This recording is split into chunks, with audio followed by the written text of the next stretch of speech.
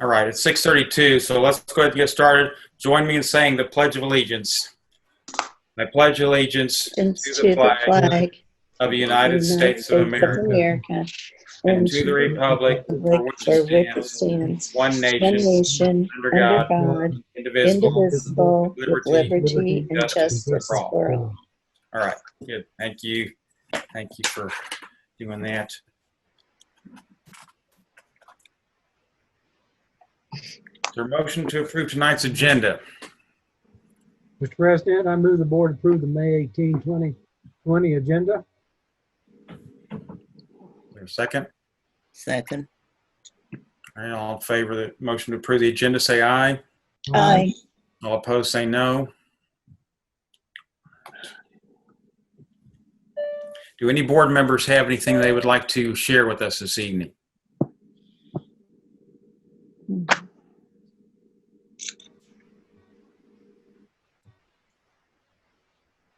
I'm just glad to be on Zoom. Glad to be here. Yeah, unfortunately, we've missed out of a lot of our activities that we normally would be going to share about, and all of our end of year things.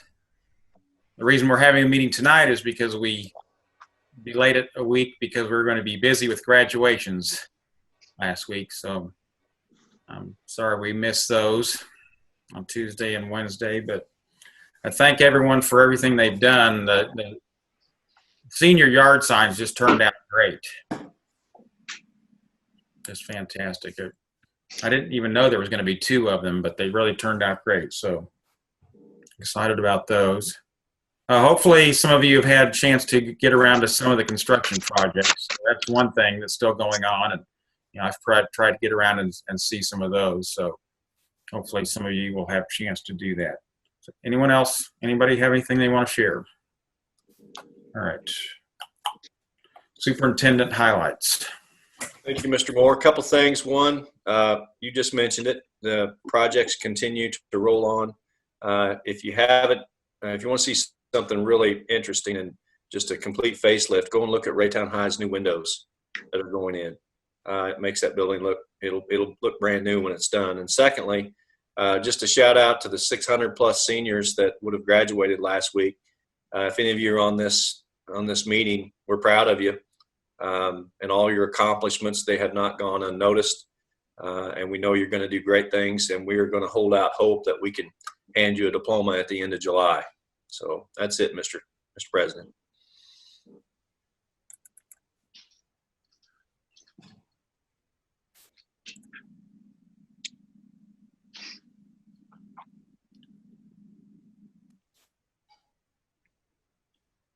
And I do have one more, 6.2. Advanced Board Member Certification and Board Member Refresher Training. We do have an advanced board member, I believe. Is that right? She's smiling. Yeah. Ms. Blank. Let's all give her a round of applause for completing her good job. Good job. It helps when school lets out.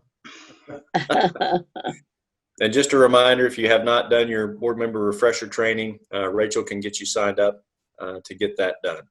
Okay, that's it. All right, thank you.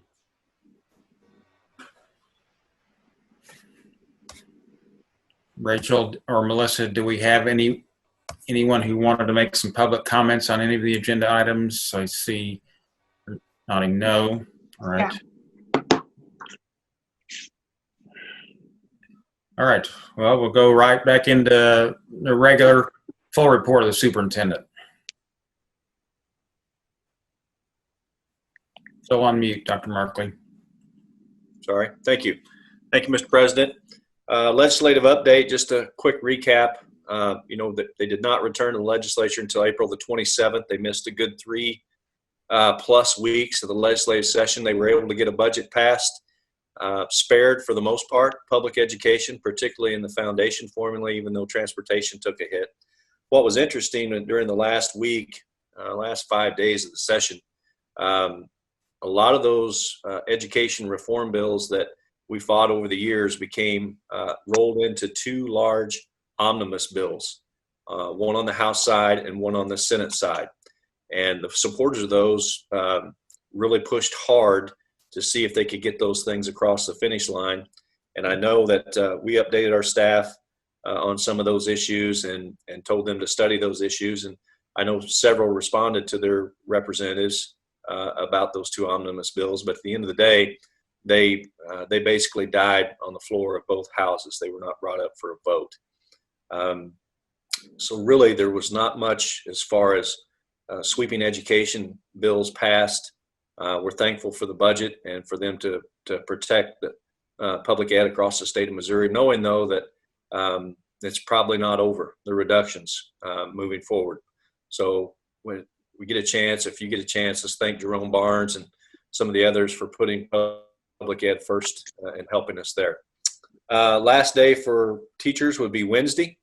For our Wednesday, and also any staff members that are on the same student calendar, because that's the last student calendar. I know my two high schoolers today took their last finals and some of the different items that they had to do. So that will be that. We know we have some classified staff under 8.3, particularly building secretaries that have obligations beyond Wednesday. There's extra days on their contract that they work, and they'll be doing that to fill out their calendars. So any questions on 8.1, 8.2, or 8.3?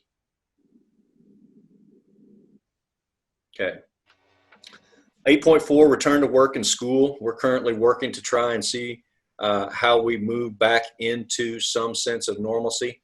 We're obviously following the guidelines from the state, local, and county levels. We're also working with this board on how moving forward and what that looks like. And once we have that work complete, and it will be done in the very near future, we'll be bringing that out and information to our staff and our families and our school community. 8.5, alternative methods of instruction. Dr. Huff, do you want to address that? Yes, sir. This is a formal application that we make to the state, and it's ironic that it's coming at this time of the year. But this is it gives us the ability to offer online instruction or virtual instruction during snow days. So we can do up to 36 hours of this next year, and we don't have to report that as a day missed. And obviously, with all this work that we're doing with virtual learning, we think it'd be a good idea to go ahead and make this application to the state to be able to have students complete snow days through virtual learning, so we don't have to add any days to the calendar. That can just count as a regular school day. Dr. Hux, this is Rick. Can you hear me? I've got you. While we're on the subject of virtual learning, can you tell me a little bit about what we learned by our experience here over the spring in our virtual learning program to help the public understand a little bit more broadly what we learned? Yeah, we learned a substantial amount. I'd say probably the biggest lessons we've learned are the modifications that we need to make to be able to offer online instruction to all students all the time. And the best way to talk about that is through the terminology of guaranteed and viable curriculum. And we want to guarantee our curriculum to all students all the time. And that means that we want every student to have access to the curriculum. And that's not just physical access, like being able to just get online. It's also being able to access the curriculum at their level. And that's a big deal when you move to virtual instruction. We're able to offer virtual instruction fairly easily to, say, 80% of our students. But that final 20% is difficult. And so I wouldn't say as much as what we've learned, as much as what we need to change to be able to offer education in a guaranteed way to all students. That's the biggest shift for us. And it's what we need to work on over the summer, is to get to that place where we can offer instruction for 100% of the students 100% of the time. So that's about adding resources. It's about determining what needs students have. And it's about meeting those needs. And it may be that a student lacks English proficiency, or maybe is a special education student or has some other sort of disability. It may be that a student is in poverty and doesn't have access to internet. There's all sorts of barriers that stand in the way of students being able to access education that are not there when we have the regular school day, because those processes were all in place already. You know, we sent the yellow bus to school, from school to home, to make sure they get there. We offer them lunch and breakfast and dinners now. When they're in the educational environment, we provide all of the interventions that are necessary for them to be able to access the curriculum. Well, that shifted all immediately, and now we've got to change what we do to be able to offer all of that in the virtual setting. That's probably the biggest thing we learned.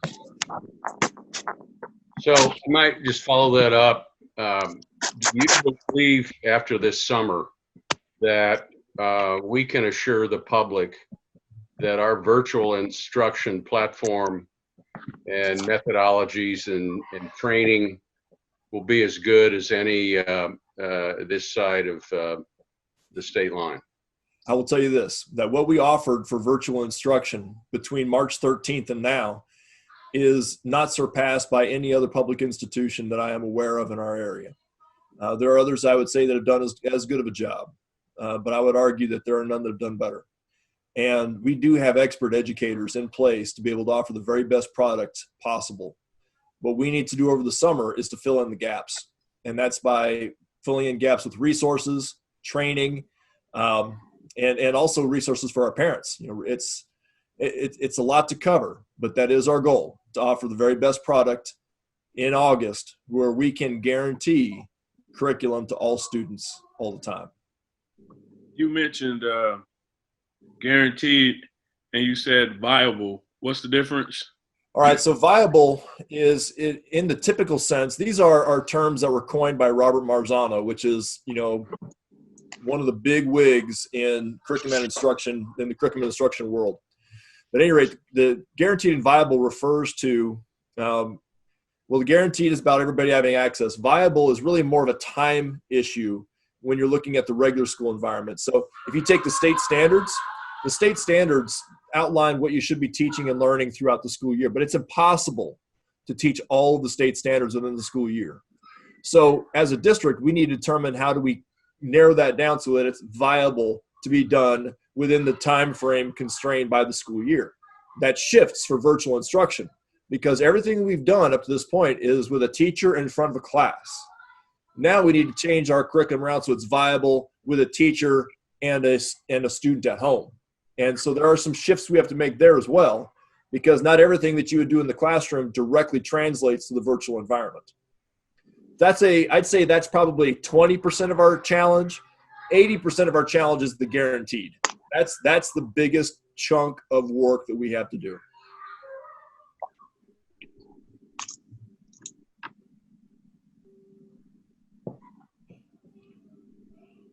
So you're saying we can guarantee it now, which is not necessarily viable.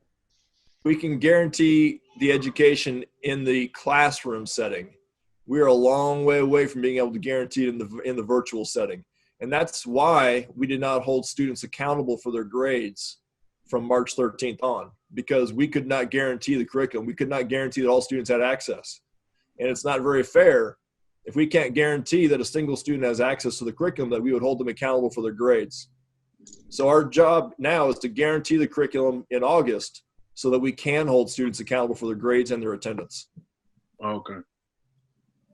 Is that viable that we'll be able to guarantee it? You know what? I think it is, but it's going to take a lot of work this summer and probably a good chunk of money too.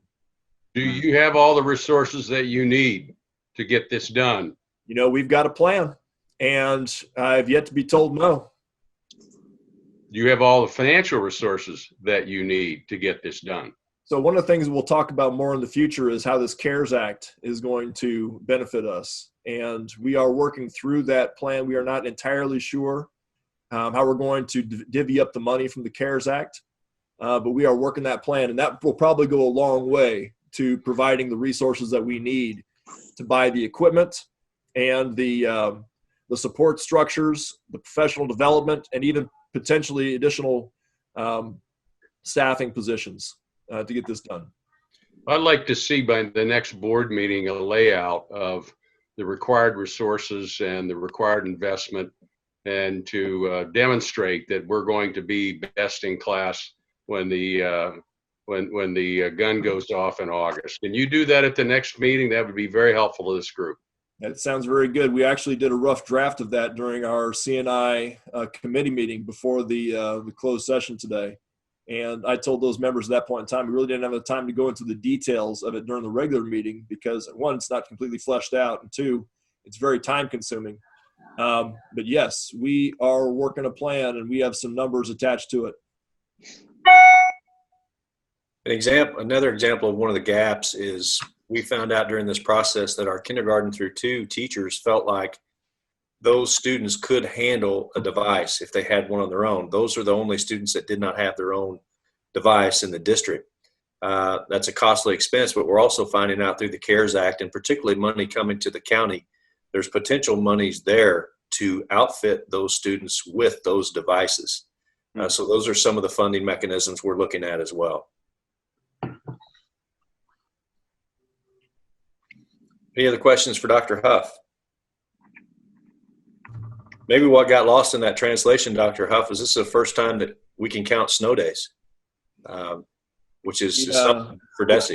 Yeah, between the fact that we're counting hours instead of days next year, Yes. and that we can now take these 36 hours, it's a pretty strong chance that we will not have to extend the school year at all next year. Yeah. So we'll put that application in. So in the next week or so. All right. 8.6, a summer school update. We have Dr. Mixon. I think she is on the call.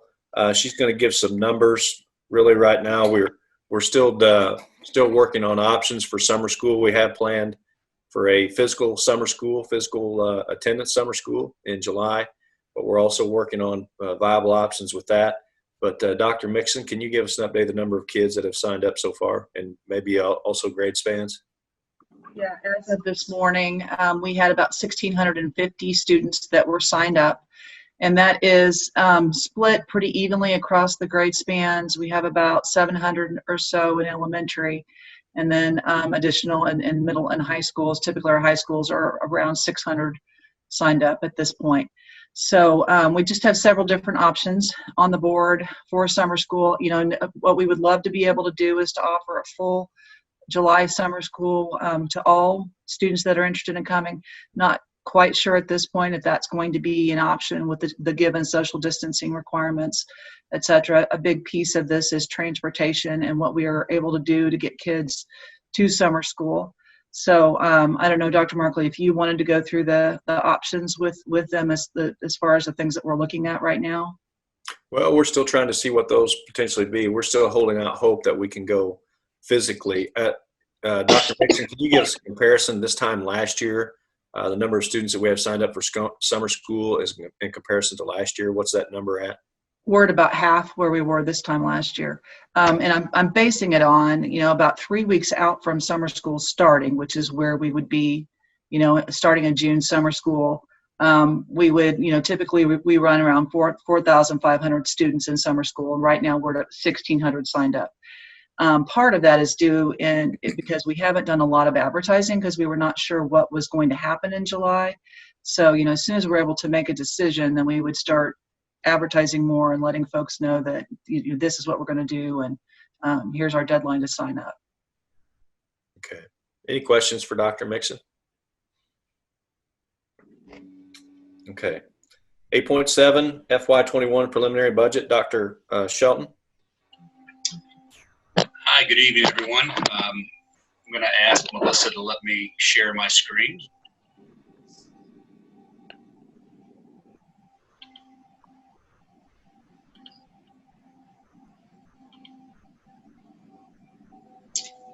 Okay, can you see that? Yes. All right, very good, thank you. First of all, I just want to thank everyone who participated in this process. You know, building a $131 million budget is complex, and it takes the input and assistance of a lot of people. And so a lot of DLT members, district leadership team members, SLT members, superintendent's leadership team members. Specifically, I want to thank Jackie Vernon, our supervisor of finance, as well as Matt Verlinden and Mike Mulder in the technology department for their assistance. As we've talked about in some other topics, such as returning to school, returning to work, it's a very fluid environment, and it's that way with our finances as well. To give you an example, we built the preliminary budget and had it in your hands, at least the Finance Committee's hands, on May 12th, and then it was in the board packet around May 15th or so. It was interesting. About the same day I sent it to you, the same day DESE sent us a administrative memo telling us that they were going to lower the state adequacy target, which for us, it's about a $650,000 reduction to this year's state aid. And so the document that you have, the preliminary document that you have in your possession, is a great document for the place we are in the budget process, and it's a preliminary budget. One of the pages in the document that you have is the general summary, and that's what I want to focus on tonight, because there's a lot of details that still need to be worked out between now and June 29th when you approve the budget as a board. One of the steps in the process is that we will sit down with the Finance Committee on June 8th. But as we sit here today, and as you notice, this document says revised May 18th, that's today. This document reflects the information that we received from DESE just last Friday. And so you can see that we plan to end this fiscal year, FY20, with $25 million in cash balances in Fund 1, $420,000 in Fund 2, $5.5 million in Fund 3, $21 million in Fund 4. You can see that the revenues that we expect to see in Fund 1 are $55.6 million, in Fund 2, $54.7 million, in Fund 3, $9 million, and in Fund 4, $1.7 million, for a total of $121 million in revenues for FY21. The expenditures that we anticipate, and you can see that in line 6 here, that the projected balances and reserves, what those are, that's a combination of the current balances from FY20 and the revenue we receive. But the expenditures for FY21 are $50,600,000, almost $700,000 out of Fund 1. Out of Fund 2, $62.2 million. Out of Fund 3, $9.5 million, and $9 million out of Fund 4, for a total expenditure of all funds of $131.4 million. At the end of the year, we'll have to transfer because we can't have a fund in negative. So we'll transfer out of Fund 1 to Fund 2, which is a yearly process for all districts in the state, for the most part. So we anticipate ending FY20 this fiscal year with $25.5 million in cash balances. That's a 23% balance in our operating balances. And then we expect to end in this current preliminary budget with $22.9 million in balances, or 20%. Now, this budget does reflect a step increase for employees and expenditures. It reflects $1 million increase in health insurance premium and the retirement tied to that. It reflects a 1% increase in purchase service. It reflects a 1% increase in supplies. Anyway, that's where we are in the preliminary budget process at this point in time, and I would entertain any questions you might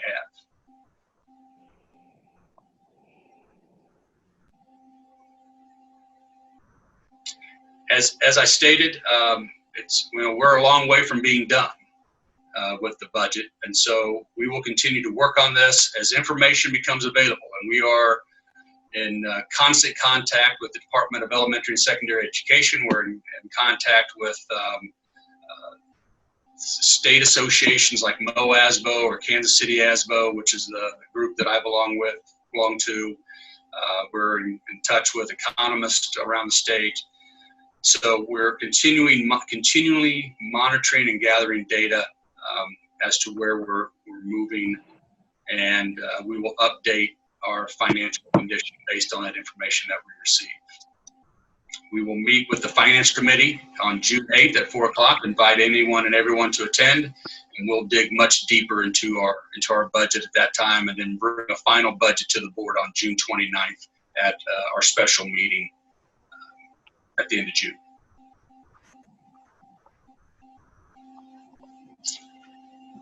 All right. If you don't have any questions, please, I'll turn it back over. But if you do have any further questions, please don't hesitate to contact me.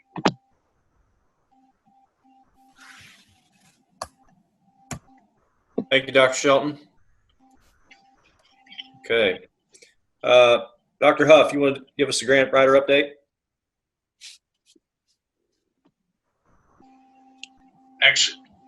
Actually, that's an item that I placed on the agenda, and this is a monthly report that our grant writer provides us, gives us a status of the grants that they're working on for us, and I will tell you they're working very hard. You may recall that Julie came and spoke to the board a few months back, and she's doing a wonderful job, and she has some grants in the works that we feel very confident that are going to come our way. A little bit later on, I think under new business, you will be asked to approve the grant writer's agreement or contract. We spend about $20,000 a year for her services, and it's been a very good investment for us, as our return on investment has been very high. Okay. Any questions for Dr. Shelton? Hey, Dr. Hucks, safety assessment. Yes, thank you, Dr. Markley. So this is a safety assessment that we're going to have Strategos and a company called Quill. They've actually started on this already. This is a $25,000 assessment, which they are doing gratis. And basically in the hopes that if Raytown does it, the other surrounding school districts will do it as well. They realize Raytown is known in the state for its initiatives with regard to safety. So they want to use us as a flagship and therefore do this for us for free. About 10 years ago when we did a safety assessment, it was about $50,000. We have a lot more in place now, so it's cheaper to do. And it is time to do another one. The beautiful thing about Quill's program, though, is they have algorithms, and so they're basically going to be auditing our safety initiatives, procedures, schools, devices, etc. And they have a way to quantify all that. They have a way to score what we have in place, and they have ability to score one safety initiative over another so that we can get the best for our money, do the most for what we have available to spend, and that sort of thing.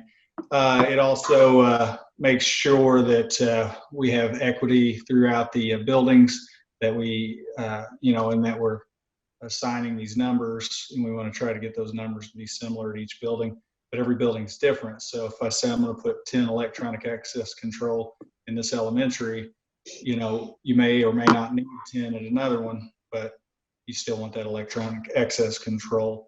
So it'll track our initiatives to see where we're at. The great thing is, you can pull this data at any time, instantly, if we want to talk about various aspects. And, we have a safety task force that meets throughout the year that we can discuss that. And then also it's there for the district. It doesn't matter if somebody like me leaves, the next person can pick it right up and keep moving forward. So that there's a lot of value to it, and the fact that we're getting it at no cost is very exciting. So that's all I wanted to say. If anybody has any questions, I'll be happy to answer. Dr. Hucks, great. Can you hear me? Yes, sir. Hey, this is not a big deal, but I assume that they're going to use our name now on their client list in exchange for a free $25,000 risk assessment. Is that right? That's what they're doing here. I'm sure they would want to be able to use us, to talk about us, present about us. And you're right. To me, that's not a big deal. This is a quality product. I've spent a lot of time with it and with the company. And I do feel like it's something other districts are going to want to do. And, But let me follow that. Will. They're not going to make reference or use the results of this study for any study or any promotion of their program to any other party. Is that correct? They'll not be able to use the data with our name on it in any way. In other words, they won't be able to use the data in a way that identifies the Raytown School District in any way. That's in part of the agreement. So it does keep us anonymous. If they're going to present on, hey, we did this in a district, they might present that aggregated data, but they won't give away any secrets, if you will, and they also won't identify us as the district. And that's in the contract? It is. What? Is it fair to say? That's not how I read that. I'm sorry? That's not how I read it. They're not going to give away any of our information, but they are going to use us and say we are one of their customers. Yes, they'll say we're a customer, but what I'm talking about, free service. Yes, and that's perfectly fine. What I'm talking about is if they're presenting an in-depth presentation, kind of like when a company's showing me how facial recognition works. I'm looking they're showing me a database of some other company, but they're doing it in a way where it doesn't identify the company. I have no idea what company it is, and but it allows me to see how things work. So they'll do presentations with, let's say, the Liberty School District or Tonganoxie, Kansas School District or somewhere like that, and they may use our data in their presentation to show how the system works, but it won't identify us as the district they're referencing. And then to Rick Moore's point, yes, they will talk about how the Raytown School District went through this process and love it or whatever they're going to say. And so they're kind of two different things. Well, yeah, but just to understand, if they're trying to get in the public school market and they got one name on the list and it's Raytown Schools and they got school data, they're probably going to deduce that that's our data. So we're not the only school district. That's what I wanted to know.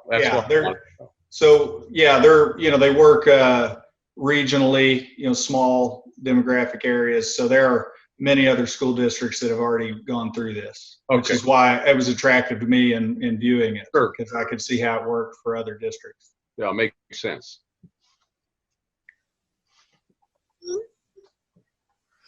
That sounds good.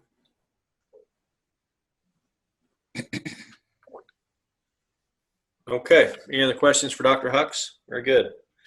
Thank you. Other than 8.10 and 8.11 are just informational items. If there's any questions, otherwise that's it, Mr. President, for me. All right. Any other questions for Dr. Markley?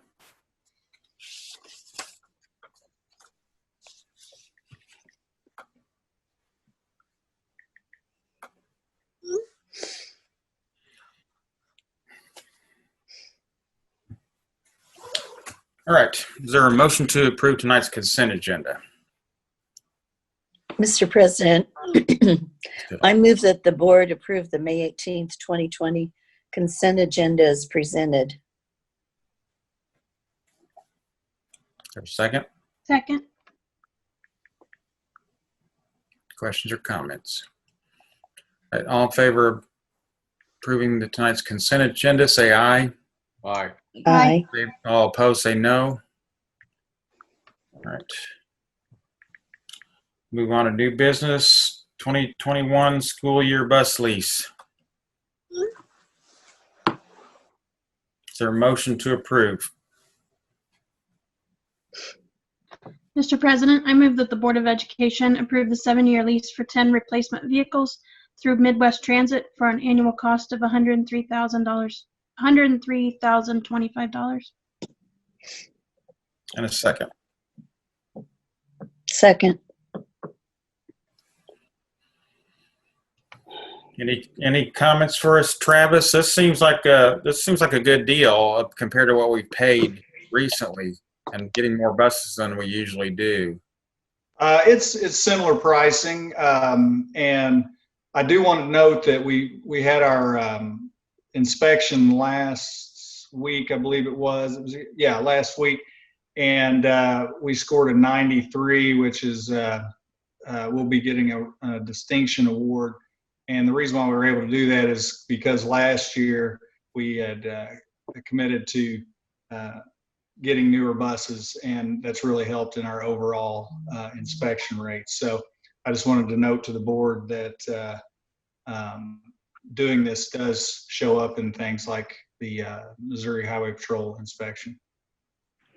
I don't remember the 7-year lease, though. Is that what we've been doing, 7 years on these? Yes, sir. All right.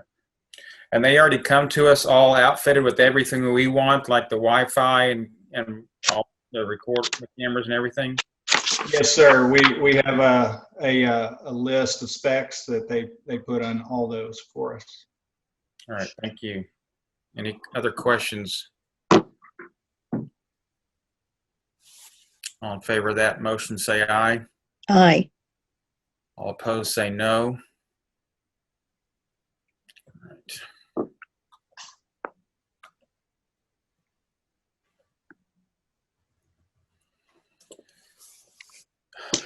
Grant writer motion. Is there a motion? Mr. President, I move to approve the contract with Accel Consulting LLC for the purpose of grant writing services. Second. All right, Dr. Shelton, did you want to say anything about this one? As I stated earlier, this has been, in my opinion, a wonderful relationship, and it's been very beneficial to our students and our staff to have this relationship with this grant writer. So I highly recommend it. Okay. Well, it's worth the price. That's less than what I thought it was going to be, so that's worth the price. Any other questions about this? All right, all in favor of that motion, say aye. Aye. Even though I don't hear you because you're on mute, I assume everybody's saying aye. All opposed, say no. All right. I don't think I'm on mute. Well, I heard Amy, so Amy's voting for all of us. Oh, okay. If there were an item that I think there was a discussion about, I would take a roll call vote, so don't worry, we won't miss anything. Okay. Emergency roof replacement wellness center. Is there a motion to approve?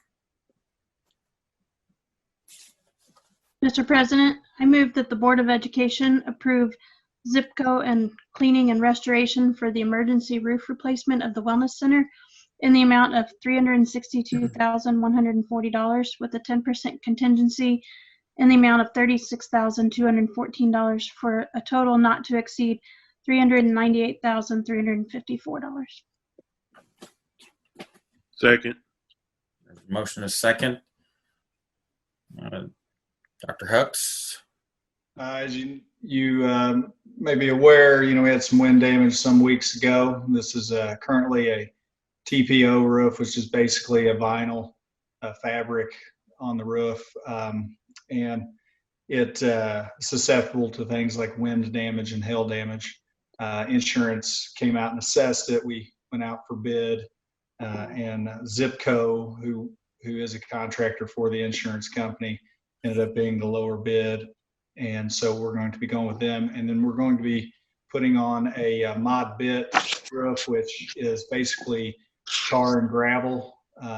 So we won't be going back with the TPO. We'll be going back with the style of roof that we put on all of our other buildings. And the nice thing about the gravel roof is it's not susceptible to wind and hail damage. And so we hopefully will be able to forget about this roof for quite a while. I will say that ZIPCO will also be doing some interior work, such as repainting some of the walls that have been stained by the water running in. And then just as a side note measure, our scoreboard didn't make it through the storm either. So we'll be getting that repaired through insurance as well. Yeah, Dr. Hux, Yes, sir. the Zipco you said is somewhat affiliated with the insurance company. I mean, they're still qualified? Have we done? I assume they're qualified, but have we done any business with them? We have not done business with Zipco. Their references are good. Gosh, I'm trying to think of the school just south of here. You remember seeing it on the news that the roofing company that was doing the work at some point burned it down. Gosh, I wish I could think of the name of that school. Anyway, Zipco came in under insurance and redid all that work and did a great job. And I got a lot of positive feedback on that project, for example. The beautiful thing is that, working with them and the insurance company, it's pretty seamless, that we'll be able to move forward and get this done quickly with the approval of the insurance company as well. And by the way, we'll be, Josh Husted and I will be monitoring the work while it's being done. And we've even asked Kerberg, one of our other roofing companies who is doing some work for us, to come out and do some on-site checks for us as well. Has the insurance company already agreed on an amount that they're going to pay us? Well, they've agreed to this so far. Obviously, if additional things are discovered, or if there are different things that have to be done when they put on this roof. So they agreed to this amount, so they're paying for the upgraded version?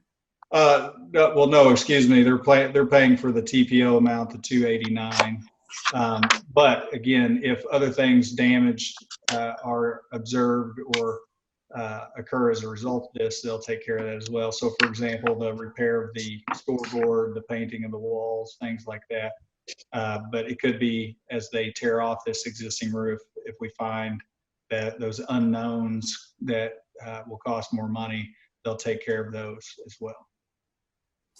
But the bid that they provided is substantially lower than two other bids, and I'm just it's interesting that we've referred to them as the insurance companies. Zipco has a relationship with the insurance company, and I just want to make certain that the bidding process was arm's length, was fair to everyone who decided to bid. Is that your view, Dr. Huff? Yes, it was open public bid process. Any and all companies could bid.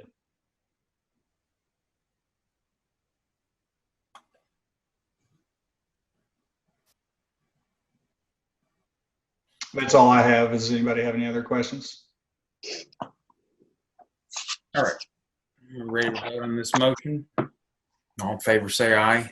Aye. All opposed, say no. When will they start on that work? It should be in the next couple weeks. They're waiting on materials to arrive. And that the roof is what they call temped in, meaning it's not leaking at the moment. We've had them already up to drain 10,000 gallons off the roof and then do some temporary repairs so that we don't have further damage. All right. Thank you.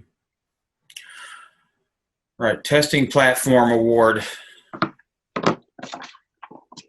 Your motion, please.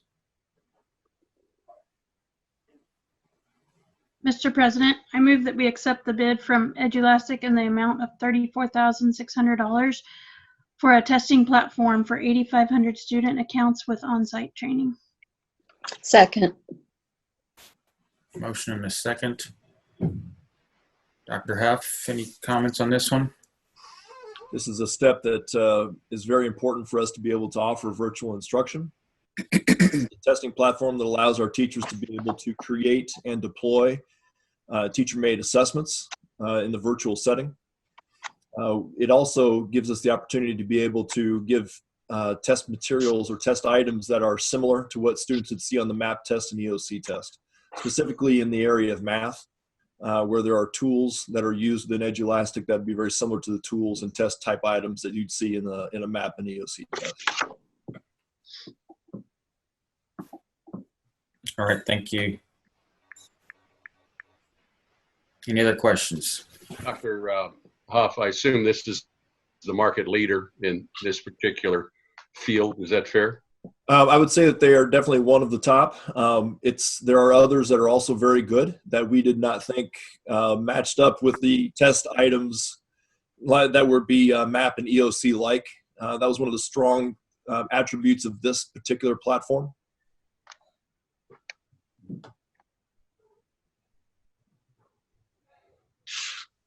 All right, all in favor of the motion say aye. Aye. All opposed say no. All right, next item, information on graduation plan for 2020. Okay, we still have on the books for February the 26th at the Independence Event Center. Town High is first, I believe at 2 o'clock or 2:30. What day did you say? Can you hear me? What day did you say? It is July the 26th. Okay. Is what we have down for the 2 graduations. I don't know if you have it. Can you pull up that attachment, Rachel, as far as we did survey our parents and students on some questions, our senior parents and our senior students on what they would like to see in a graduation. We wanted to confer with them that we're going down the right road and what we could or couldn't do and what they would like to see. I think, is it on there? Let me. We did not attach it, but I could certainly speak to it. Well, just in the short notice, it was overwhelmingly in favor of an in-person graduation by parents and students of some form. And I guess, and then the last resort would be some sort of watered down version of that. So we're moving forward with an in-person graduation. We've had some encouraging comments from the mayor of Kansas City, the mayor of Independence, and also the Jackson County executive that hopefully by that point we can have larger gatherings. At this point, we've offered 4 tickets per family. That's one thing that they necessarily disagreed with, but we think at that point right now, that's where we're headed, so we can socially distance inside the event center itself. Now, again, that could change. It could change for the better, and we could offer more tickets as we get closer and as restrictions are lifted. But that's our plan for graduation at this point. All right, thank you.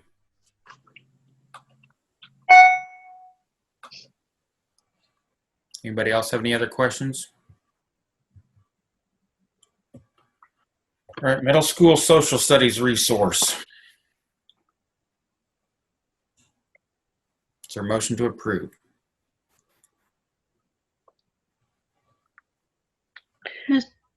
Mr. President, I move that the board approves HMH for the purchase of the middle school social studies resources in the amount of $205,075.90. Second. In a second. All right. Any discussion?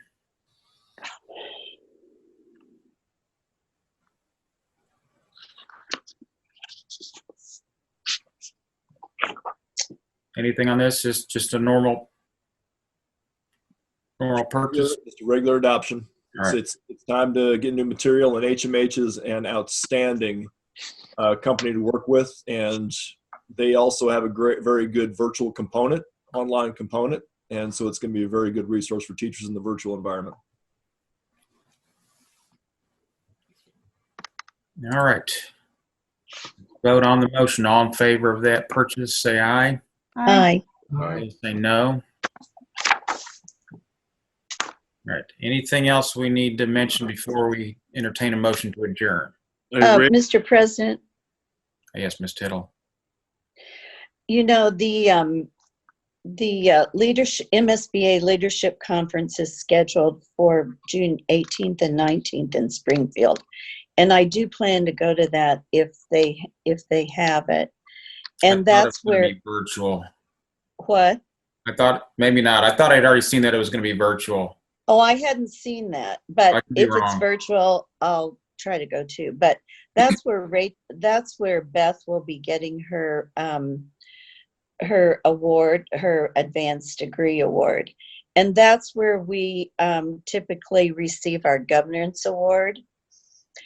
To get our governance award this year, we have to have 4 people, 3 board members and another person, either another board member or superintendent, participate in one of those MSBA spring meeting workshops that were virtual. And then we also have to complete the verification form, and that's due Friday.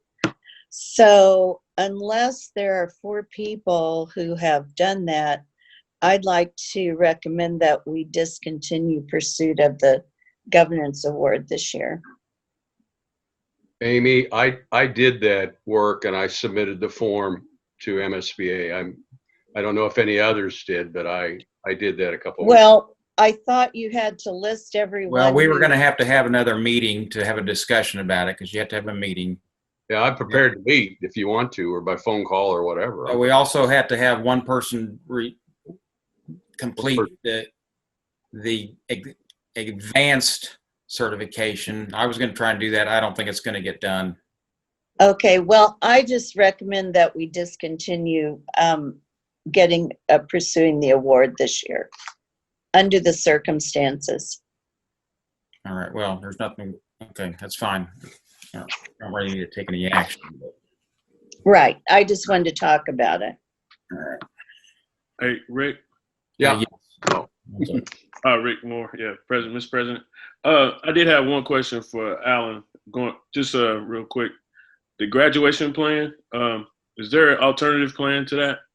If an unfortunate thing takes place. If we can't meet in person, we've started planning. We haven't gone down the road a long ways, but planning a virtual type graduation. Does that look like a drive-up graduation, or does it look like we put together the student speeches and do it virtually that way? That may be where we end up as well. But we are looking at a plan B as well, Mr. Bird, in case that doesn't happen. We're going to have something.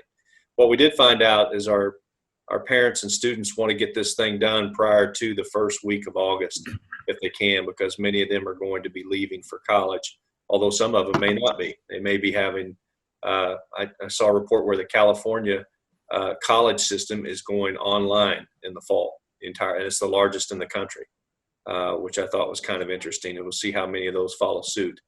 But yes, to answer your question, we'll have a plan B. So the survey closes tonight. So after you get the results, will you send those out to all of us? We will. Yeah, the preliminary results showed 90% of parents wanted to have an in-person graduation. So that was pretty overwhelming. So, any other questions?